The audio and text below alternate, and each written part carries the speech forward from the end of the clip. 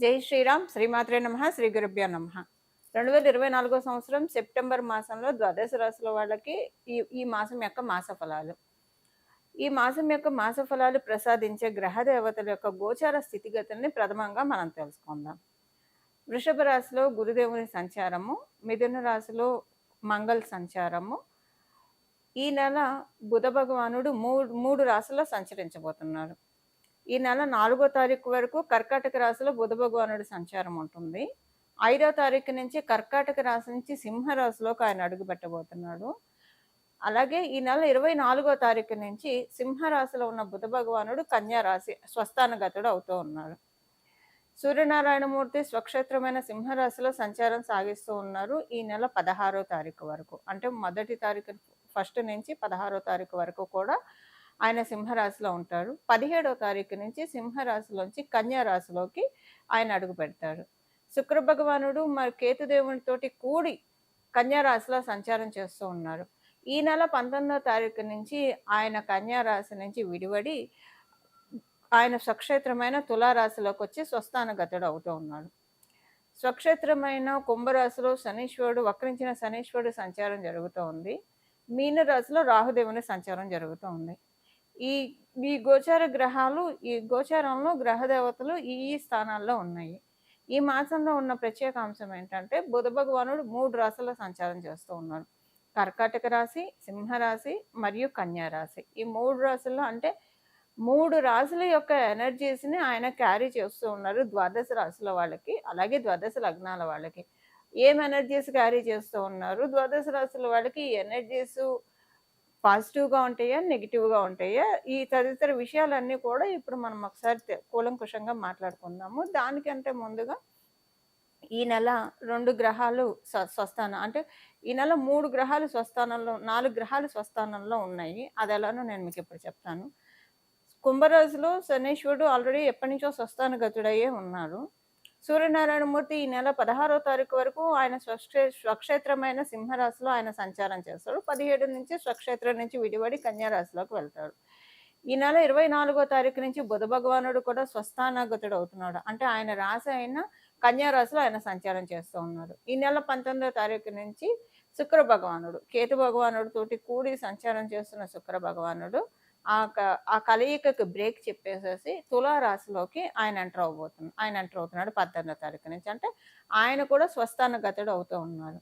ఈ నెల అంటే గోచారంలో 4 గ్రహాలు స్వస్థానంలో ఉంటున్నాయి. అంటే మధ్య మధ్యలో స్వస్థానంలో ఉంటున్నాయి. నెలంతా కూడా లేకపోయినా నెలంతా స్వస్థానంలో ఉన్నదైతే శనైశ్వరుడు వక్రించి ఉన్నా కూడా ఆయన మకర రాశి వైపే కాబట్టి ఆయన ఒక్కడే నెలంతా స్వక్షేత్రగతుడే అన్నది. మిగతా గ్రహాలు రవి, బుధ మరియు శుక్రులు వీళ్ళు మధ్యలో స్వస్థానగతులు అవుతున్నారు. స్వస్థానం నుంచి వేరే రాశిలోకి వెళ్తూ ఉన్నారు.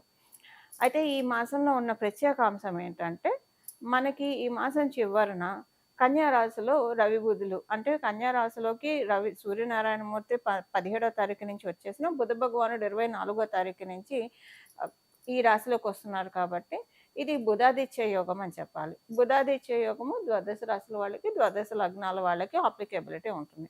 ఎప్పుడైనా ఈ బుధాదిత్య యోగము కన్యా రాశిలో చాలా పవర్ఫుల్గా ఉంటుంది. అలాగే అంటే మోస్ట్ పవర్ఫుల్ అంటే బుధ భగవానుడికి అది త్రికోణ స్థానం కాబట్టి ఈ కన్యా రాశిలో పడే యోగాలు ఎప్పుడైనా కూడా మిగతా రాశుల్లో కంటే కూడా ఎక్కువ పవర్ని సూచిస్తూ ఉంటాయి. అది ఆ యోగం ఏంటంటే బుధాదిత్య యోగము. ఇంకా మిగతా రాశుల్లో కంటే అంటే మిగతా రాశుల్లో బుధాదిత్య యోగం ఉండదు. సింహరాశిలో ఏర్పడ్డా, మిథున రాశిలో ఏర్పడ్డా, మేష రాశిలో ఏర్పడ్డా, కన్యా రాశిలో ఏర్పడ్డా ఈ 4 రాశుల్లో కనుక బుధాదిత్య యోగం ఉంటే కనుక చాలా చక్కటి అద్భుతమైన రిజల్ట్స్ ఇస్తుంది ఈ యోగము. మిగతా రాశుల్లో అంత వీక్గా ఉంటుంది, అంత స్ట్రాంగ్గా అయితే ఉండదు. అయితే ఈ 4 రాశుల్లో కూడా ఎక్కువ బలోపేతమైన రాశి ఏదైనా ఉంది అంటే కనుక డెఫినెట్గా అది కన్యా రాశి అనే చెప్పాలి.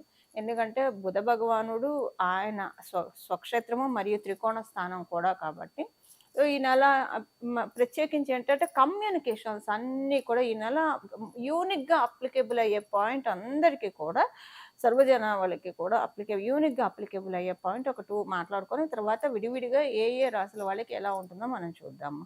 యూనిక్గా అప్లికేబుల్ అయ్యే పాయింట్ ఏముంటుందంటే మ్యాక్సిమం అందరితోటి రిలేషన్స్ చాలా కుదుట పడతాయి. సంబంధాలు మెరుగవుతాయి. సంబంధ బాంధవ్యాలు చాలా మెరుగవుతాయి. ఒకవేళ ఎవరైనా వాటిలతోటి బాధపడుతుంటే, అరే! మనల్ని అవతలోడు సరిగ్గా అర్థం చేసుకోవట్లేదని బాధపడుతున్న వాళ్ళకి డెఫినిట్‌గా మేబీ ఒకవేళ మీరు సమ్‌టైమ్స్ అజంప్షన్స్ వల్ల కూడా కొన్ని ప్రాబ్లమ్స్ వస్తాయి. ఊహాగానాల వల్ల కూడా కొన్ని ప్రాబ్లమ్స్ వస్తాయి. సపోజ్ ఒకవేళ అలాంటి ఊహాగానమే అవతల వాళ్ళ మీద మీకుండి వాళ్ళు మిమ్మల్ని అర్థం చేసుకోవట్లేదని మీరు బాధపడుతుంటే, అది తొలగిపోయే విధంగా కొన్ని సిట్యుయేషన్స్ క్రియేట్ అవుతాయి. అరే! నేనే తప్పుగా అనుకున్నాను. వాళ్ళు కరెక్ట్‌గానే ఉన్నారని అనుకుంటారు. నిజంగానే వాళ్ళు కనుక ఎవరైనా సరే తప్పుగా అనుకుంటుంటే వాళ్ళు తెలుసుకుంటారు.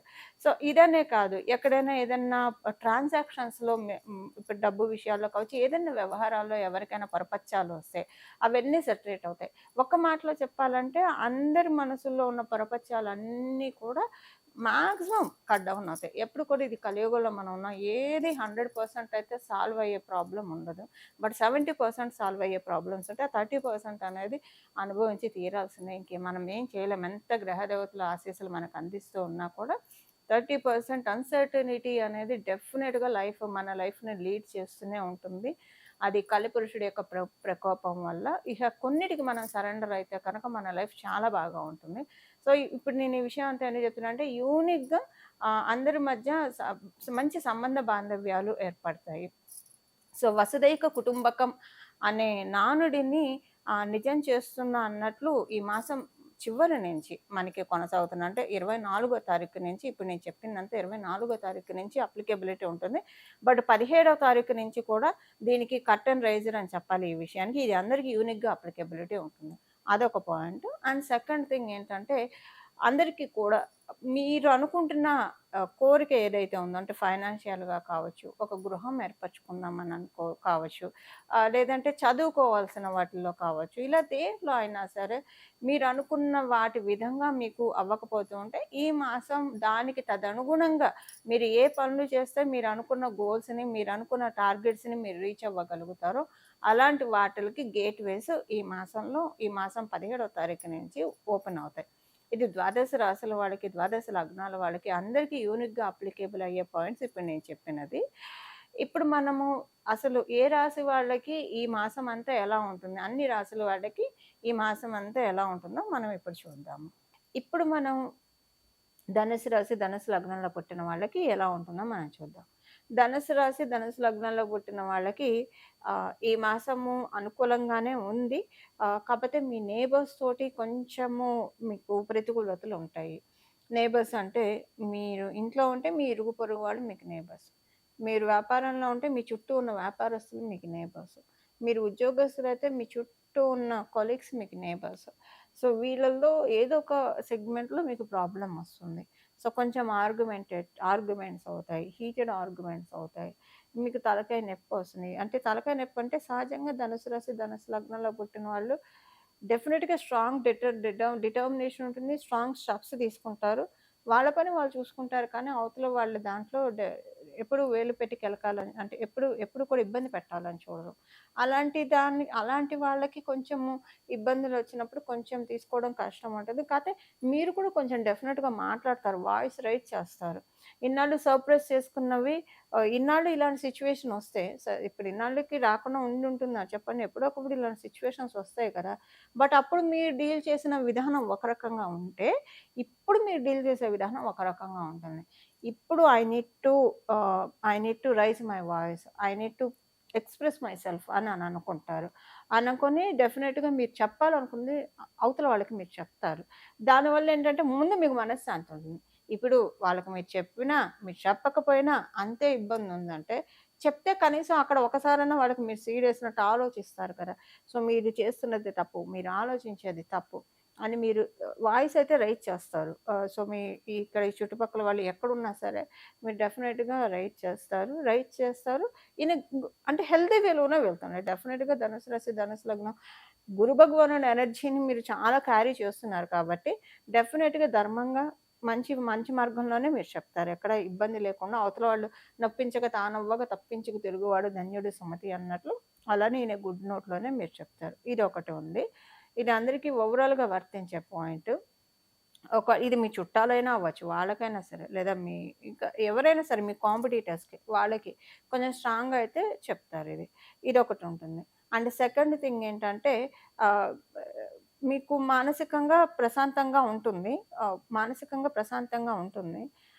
ఈ మానసిక ప్రశాంతతలో ఆహ్, ఒక విషయం ఇక్కడ చెప్పాలి. మీ కుటుంబానికి సంబంధించిన విషయం ఒక్కటి మీ మానసిక ప్రశాంతతని కొంచెం ఇబ్బంది పెడుతుంది. అంటే మీరెంత ప్రశాంతంగా ఉండాలని ప్రయత్నించినా, కుటుంబానికి సంబంధించిన ఒక విషయం, ఏదో ఒక అసంతృప్తి మిమ్మల్ని కొంచెం వెనక్కి లాగుతూ ఉంటుంది. బాధ పెడుతూ ఉంటుంది. ఇదొక్కటే పాయింట్. ఇంకంతకు మించి పెద్దగా ఇబ్బందయితే ఏం లేదు. ఇప్పుడు మనం సెగ్మెంట్ వైస్ అసలు ధనుసు రాశి, ధనుసు లగ్నంలో పుట్టిన వాళ్ళకి ఎలా ఉందో మనం ఇప్పుడు చూద్దాం. ఈ సెగ్మెంట్ వైస్ చూసేప్పుడు మొదటగా నేను పెద్దపీట ఆడవాళ్ళకి వేస్తాను. గృహిణులకి వేస్తాను.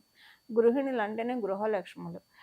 వాళ్ళ ఇంట్లో వాళ్ళ ధర్మాల్ని చక్కగా నిర్వర్తిస్తూ, ఆ కుటుంబము బాగుండడానికి పాటుపడుతూ ఉంటారు. తద్వారా సమాజం బావుంటుంది. తద్వారా దేశం బాగుంటుంది. కాబట్టి గృహిణుల గురించి మనం మాట్లాడుకోవాలి. ఇక్కడ గృహిణుల గురించి మాట్లాడుతుంటే ఇంకొక విషయం కూడా నేను మీకిక్కడ చెప్పాలి.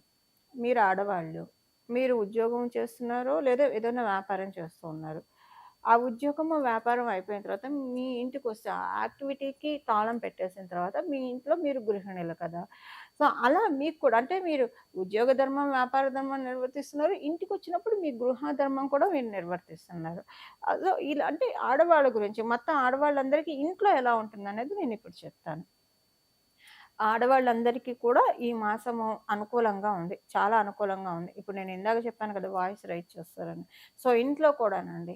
అనవసరంగా మీరెంత చేస్తున్నా అర్థం చేసుకోకుండా మెత్తగా ఉంటే మత్తబుద్ధి అవుతుందన్న చందాన కావచ్చు, లేకపోతే కనుక కావాలని ఇంకా మీరు చేస్తున్నది ఎవడి కోసం చేస్తాడులే అంటే అట్లానే చేయించుకుంటూ, ఇంకా చేయించుకుంటూ మీకు ప్రెషర్ పెట్టే వాళ్ళ వల్ల కావచ్చు.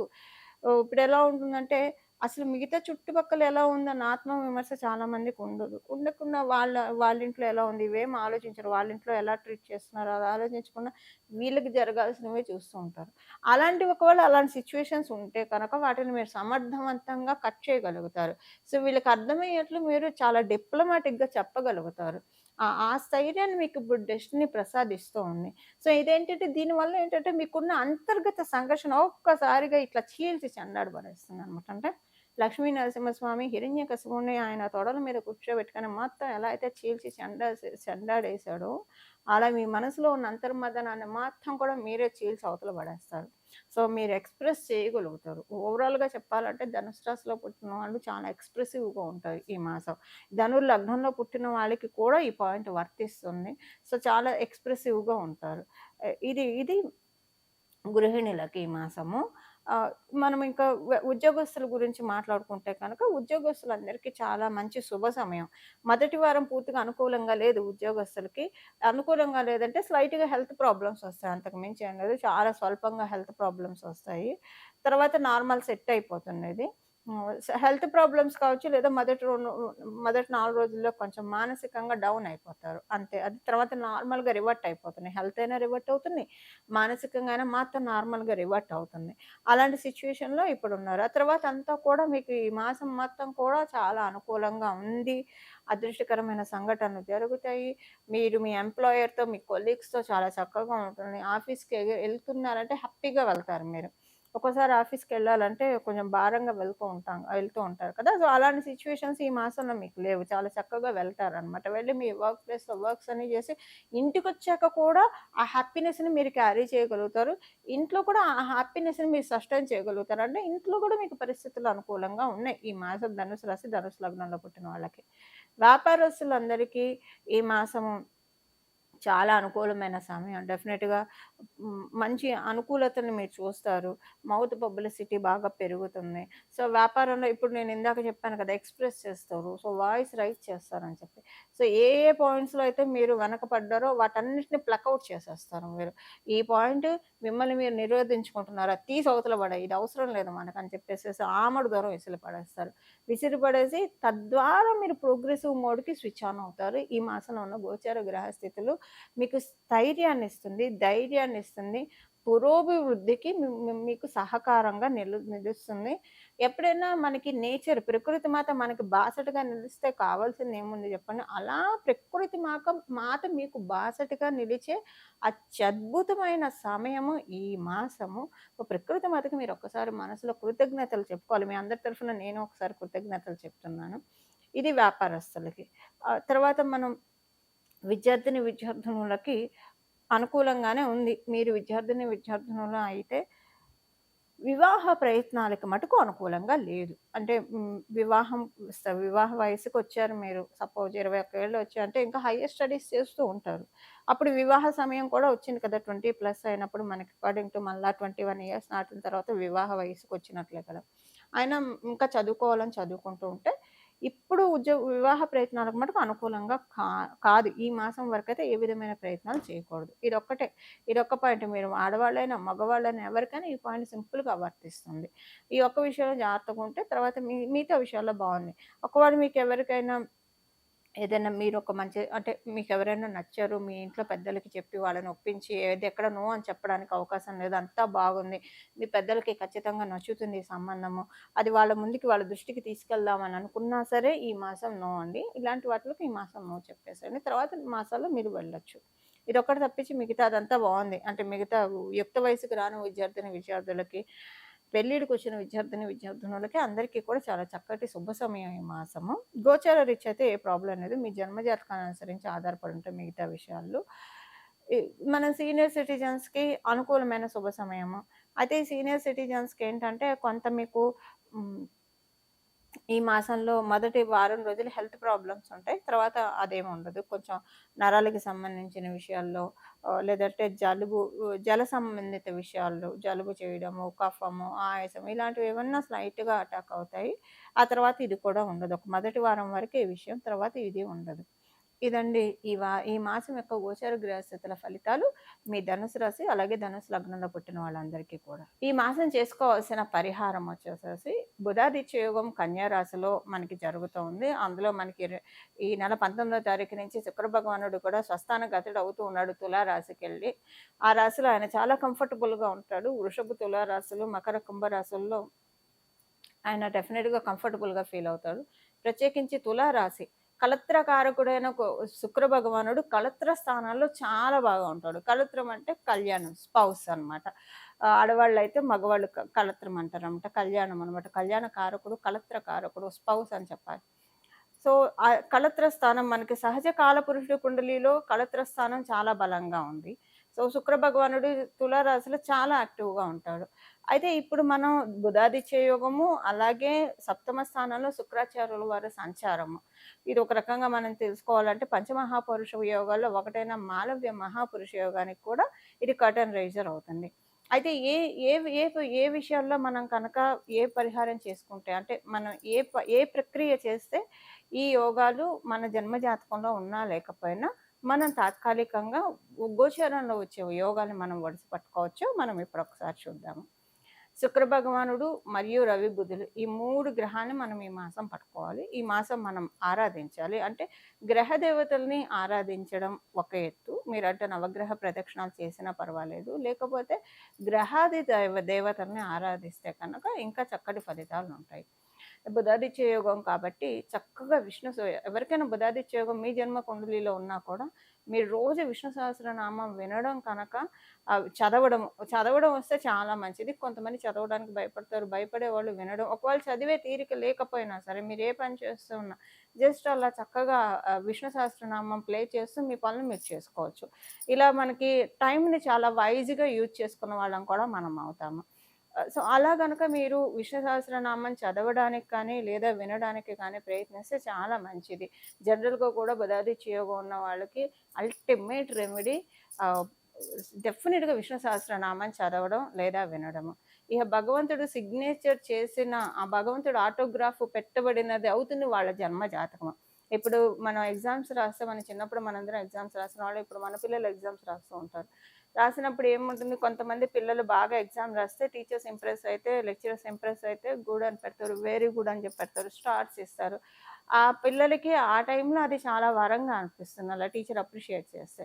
అలా మన జన్మ జాతకాన్ని విష్ణుమూర్తి ఆటోగ్రాఫ్ ఇచ్చే రెమెడీ ఆటోగ్రాఫ్ ఇచ్చే క్రియ ఏదైనా ఉందా అంటే డెఫినెట్‌గా అన్‌డౌటెడ్‌లీ విష్ణు సహస్రనామం మాత్రమే మనం భగవంతుడి యొక్క ఆటోగ్రాఫ్ తీసుకోవడానికి మనల్ని అర్హుల్ని చేస్తుంది. అందున ప్రత్యేకించి ఇలాంటి యోగాలున్నప్పుడు ఇంకా భగవత్ శక్తి అత్యద్భుతంగా ఉంటుంది. అంటే ఇప్పుడు భగవంతుడు మనకెప్పుడు వరాలను అందించడానికి రెడీగానే ఉంటారు. కానీ గోచారంలో గ్రహ దేవతలు కావచ్చు, మన జన్మ కుండలిలో ఉన్న గ్రహ దేవతలు కావచ్చు, వాటిలికి సపోర్ట్ చెయ్యాలి. వీళ్ళు పూర్వజన్మలో ఈ కర్మ చేశారు. నువ్వెలా పూర్తిగా వరాన్నిస్తావు? మా పనిని మమ్మల్ని చేసుకొని. లేదా ఈ జన్మలో ఇవి చేశారు. సో, వాటిలికి మేమివ్వాలి, ఫలితాలివ్వాలి అని ఏం చేస్తాయంటే భగవంతుడి కృప ఉండడం వల్ల ఏమవుతుందంటే కొంతలో మనకి తగ్గిపోతున్నాయి. అంటే ఎక్కడో పెద్ద రాయి వచ్చి తగలాల్సిన చోట చిన్న రాయితో వెళ్ళిపోతున్నాయి. భగవంతుడిని పట్టుకుంటే కనక. ఇలాంటి ప్రత్యేకించి ఇప్పుడు గ్రహ దేవతలు కూడా వరమిస్తున్న సమయంలో కనుక మనం ఇలాంటి ప్రక్రియలు చేసుకుంటే కనుక అత్యద్భుతంగా యోగిస్తుందని చెప్పడంలో ఏమాత్రం సందేహం లేదు. బుధాదిత్య యోగం డెఫినెట్‌గా చాలా బాగా వర్కౌట్ అవుతుంది. అన్ని రాసుల వాడికి కూడా విష్ణు సహస్రనామం వినడం వల్ల లేదా చదివితే ఇంకా మంచిదండి.